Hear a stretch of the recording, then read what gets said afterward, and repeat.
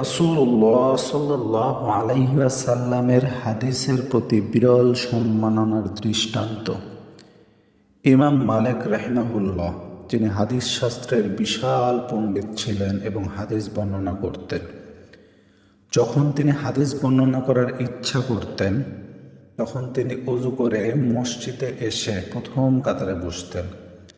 অতঃপর দাড়িতে চিরুনি দিয়ে আশ্রিয়ে পূর্ণ শ্রদ্ধার সাথে বসে রাসূলুল্লাহ সাল্লাল্লাহু আলাইহি ওয়াসাল্লামের হাদিস বর্ণনা করতেন।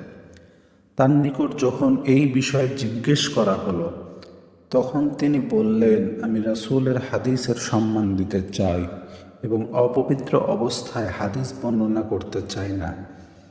ইমাম মালিক রাহিমাহুল্লাহ রাস্তায় অথবা দাঁড়িয়ে তাড়াহুড়ো করে হাদিস বর্ণনা করা পছন্দ করতেন না এবং বলতেন, আমি আমার প্রিয় নবী সাল্লাল্লাহু আলাইহি ওয়াসাল্লামের হাদিসসমূহ ভালো রূপে জেনে বুঝে তারপরে মানুষের নিকট বর্ণনা করতে চাই।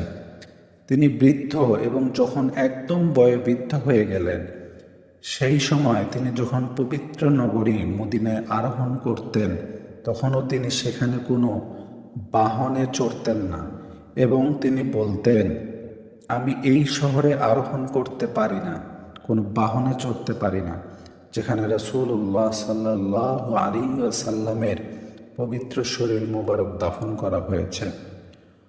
ওয়াফাইয়াতিল আইয়ান ইবনে খালকানে বর্ণিত হয়েছে এই ঘটনাটি 135 নম্বর পৃষ্ঠা 4 নম্বর খণ্ড।